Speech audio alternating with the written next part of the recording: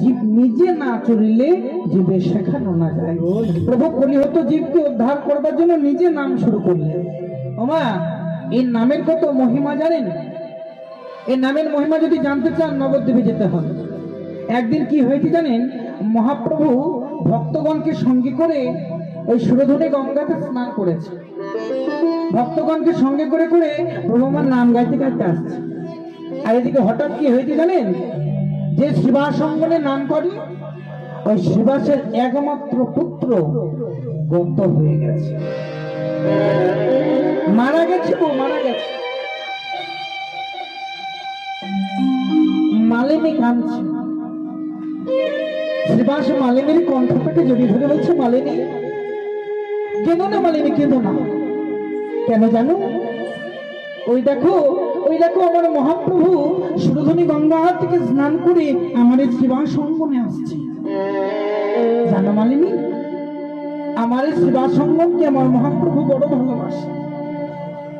তুমি যদি এমন করে কাঁদো আর তোমার ওই কান্না ধ্বনি যদি আমার একবার মহাপ্রভুর কর্ণে যায়, তবে মহাপ্রভু আর নাম গাইবে না, নামে বাধা হবে না।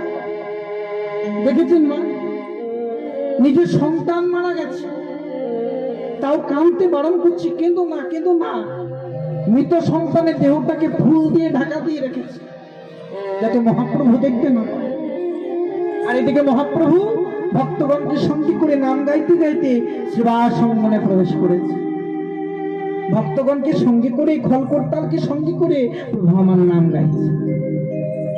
নাম গাইতে গাইতে হঠাৎ প্রভু গদাধরকে ডেকে বলছি, গদাধর শোনো শোনো। প্রভু ডেকেছো? হ্যাঁ। জানো গদাধর, এই শিবাসঙ্গনে আমি প্রত্যেকদিন হরিনাম করি। জানি না আজকে নামের মধ্যে যেন প্রাণের সঞ্চয় হচ্ছে না, নামের মধ্যে যেন প্রেম জাগছে না। গদাধর হচ্ছে, প্রভু গো, তোমার নামের মধ্যে প্রেমটা জাগবে কেমন করে? জানো ঠাকুর, জানো যে শিবাসঙ্গনকে তুমি ভালোবাসো, যে শিবাস ঠাকুরকে তুমি এত ভালোবাসো, সেই শিবাসের একমাত্র পুত্র যে মারা গেছে, প্রভু মারা গেছে। কি বললে? শিবাসের পুত্র মারা গেছে? হ্যাঁ। শিবাস? হ্যাঁ প্রভু। এই কি শুনলাম, শিবাস তোমার একমাত্র পুত্র মারা গেছে? হ্যাঁ মারা গেছে। না শিবাস না, শিবাস নিত্যন্ত কৃষ্ণ নাম যাহারও বদনে, এই জগতে এমন কার সাধ্য আছে যে বুঝিতে পরানে। মহাপ্রভু সেই শিবাসের পুত্রের কাছে গিয়ে বলছে, এই খোকা, বাবা কত সুন্দর ঘুমিয়ে আছিস, আর ঘুমিয়ে থাকিস না, অনেক বেলা হয়েছে। এই খোকা, ওই আমার সঙ্গে একবার উঠে আয় তো, আমার সঙ্গে উঠে এসে আমার সঙ্গে দুটি একবার বাহু তুলে হরি বলে দেখাতো। মহাপ্রভুর কথা মতো ওই মৃত সন্তান সেদিন উঠে মহাপ্রভুর সঙ্গে দুটি বাহু তুলে কৃষ্ণ নাম কৃষ্ণ বলে নেচেছিল। এই নামের মধ্যে এত গুণ আছে। তাহলে নামটা যদি আমরা করতে পারি, তাহলে আমরা তো মহাপ্রভুর কৃপা পাবো না? পাবো কি না মা বলুন? তাহলে যাই হোক, নামের প্রচুর মহিমা। আমরা তো শ্রবণ করবো 3 ঘন্টা, যদি বলেন 7 দিন, তাও নামের মহিমা শেষ হবে। তো যাই, প্রভু আমার কেবলমাত্র কলিহত জীবকে উদ্ধার করার জন্য আজ নদিয়ার মাটিতে জন্মগ্রহণ করলেন। কেবল ভক্তগণকে সঙ্গে করে করে প্রভু আমার নাম গাইতে গাইতে আসছে। আর এদিকে হঠাৎ কি হয়েছে জানেন? যে শিবাসঙ্গনে নাম করে ওই শিবাসের একমাত্র পুত্র গত হয়ে গেছে, মারা গেছে। মারা গেছে। মালিনী কাঁদছে। শিবাস মালিনীর কণ্ঠ পেটে জড়িয়ে ধরে বলছে, মালিনী কেঁদো না, মালিনী কেঁদো না। কেন জানো? ওই দেখো আমার মহাপ্রভু সুরধুনী গঙ্গা থেকে স্নান করে আমার এই শিবাসঙ্গনে আসছে। জানো মালিনী, আমার এই শিবাসঙ্গনকে আমার মহাপ্রভু বড় ভালোবাসে।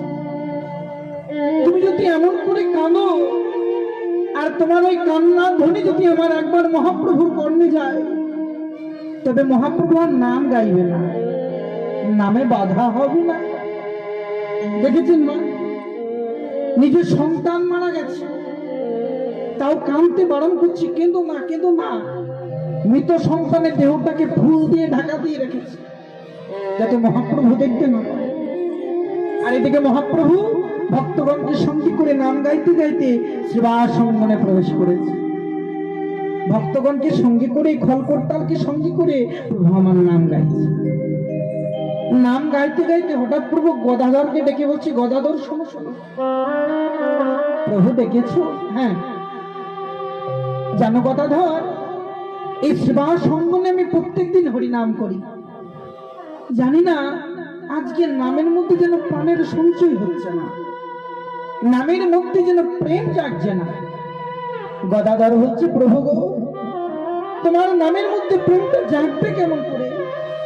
জানো ঠাকুর, জানো, যে শ্রীবাস অঙ্গনকে তুমি ভালোবাসো, যে শ্রীবাস ঠাকুরকে তুমি এত ভালোবাসো, সেই শ্রীবাসের একমাত্র পুত্র যে মারা গেছে, প্রভু মারা গেছে। কি বললে? শ্রীবাসের পুত্র মারা গেছে? হ্যাঁ। শ্রীবাস? হ্যাঁ প্রভু। এ কি শুনলাম, শ্রীবাস তোমার একমাত্র পুত্র মারা গেছে? হ্যাঁ প্রভু, মারা গেছে। না শ্রীবাস, না শ্রীবাস, নিত্যন্ত কৃষ্ণ নাম যাহারু বদনে, এই জগতে এমন কার সাধ্য আছে যে বুঝিতে পরাণে। মহাপ্রভু সে শ্রীবাসের পুত্রের কাছে গিয়ে বলছে, এই খোকা, বাবা কত সুন্দর ঘুমিয়ে আছে, আর ঘুমিয়ে থাকিস না, অনেক বেলা হয়েছে। এই খোকা, ওই আমার সঙ্গে একবার উঠে আয় তো, আমার সঙ্গে উঠে এসে আমার সঙ্গে দুটি একবার বাহু তুলে হরি বলে দেখাতো। মহাপ্রভুর কথা মতো ওই মৃত সন্তান সেদিন উঠে মহাপ্রভুর সঙ্গে দুটি বাহু তুলে কৃষ্ণ নাম কৃষ্ণ বলে নেচেছিল। এই নামের মধ্যে এত গুণ আছে। তাহলে নামটা যদি আমরা করতে পারি, তাহলে আমরা তো মহাপ্রভুর কৃপা পাবো না? পাবো কি না মা বলো? তাহলে যাই হোক, নামের প্রচুর মহিমা। আমরা তো শ্রবণ করবো 3 ঘন্টা, যদি বলেন 7 দিন, তাও নামের মহিমা শেষ হবে। তো যাই, প্রভু আমার কেবলমাত্র কলিহত জীবকে উদ্ধার করার জন্য আজ নদিয়ার মাটিতে জন্মগ্রহণ করলেন, কেবলমাত্র উদ্ধার করার জন্য। তাই প্রভু শ্রীবাস অঙ্গনে ভক্তগণকে সঙ্গে করে নাম গাইছে।